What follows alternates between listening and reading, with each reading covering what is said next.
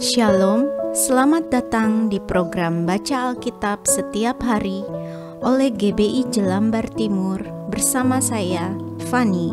Hari ini saya akan membacakan Kitab Ibrani pasal 2. Ibrani pasal 2. Keselamatan yang besar. Karena itu, harus lebih teliti kita memperhatikan apa yang telah kita dengar, supaya kita jangan hanyut di bawah arus. Sebab kalau firman yang dikatakan dengan perantaraan malaikat-malaikat tetap berlaku, dan setiap pelanggaran dan ketidaktaatan mendapat balasan yang setimpal, bagaimanakah kita akan luput jikalau kita menyia-nyiakan keselamatan yang sebesar itu, yang mula-mula diberitakan oleh Tuhan dan oleh mereka yang telah mendengarnya kepada kita dengan cara yang dapat dipercayai.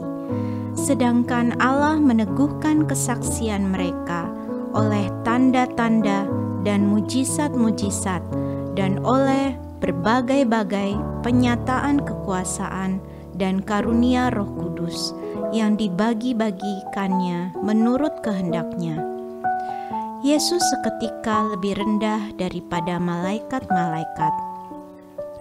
Sebab bukan kepada malaikat-malaikat telah Ia taklukkan dunia yang akan datang yang kita bicarakan ini.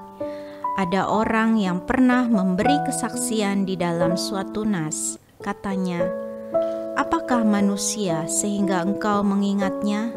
Atau anak manusia sehingga engkau mengindahkannya? Namun engkau telah membuatnya untuk waktu yang singkat, sedikit lebih rendah daripada malaikat-malaikat, dan telah memahkotainya dengan kemuliaan dan hormat.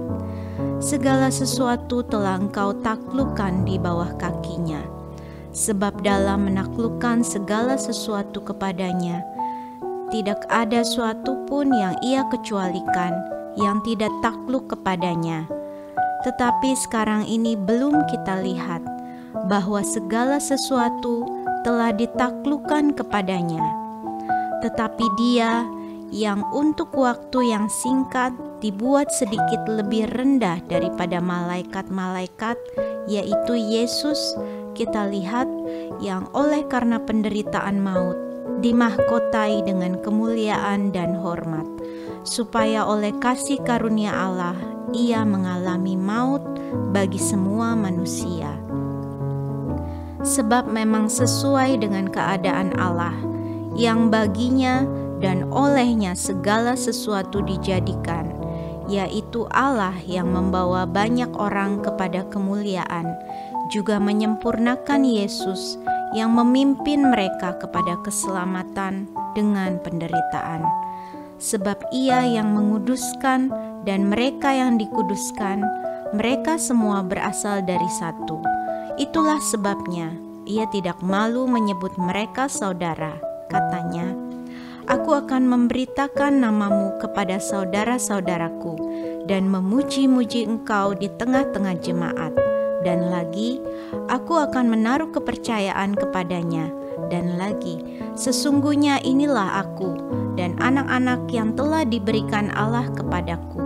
Karena anak-anak itu adalah anak-anak dari darah dan daging, maka Ia juga menjadi sama dengan mereka dan mendapat bagian dalam keadaan mereka, supaya oleh kematiannya Ia memusnahkan dia, yaitu iblis yang berkuasa atas maut, dan supaya dengan jalan demikian Ia membebaskan mereka yang seumur hidupnya berada dalam perhambaan oleh karena takutnya kepada maut. Sebab sesungguhnya bukan malaikat-malaikat yang Ia kasihani, tetapi keturunan Abraham yang Ia kasihani. Itulah sebabnya, maka dalam segala hal Ia harus disamakan dengan saudara-saudaranya, supaya Ia menjadi imam besar yang menaruh belas kasihan dan yang setia kepada Allah untuk mendamaikan dosa seluruh bangsa. Sebab oleh karena Ia sendiri telah menderita karena pencobaan, maka Ia dapat menolong mereka yang dicobai.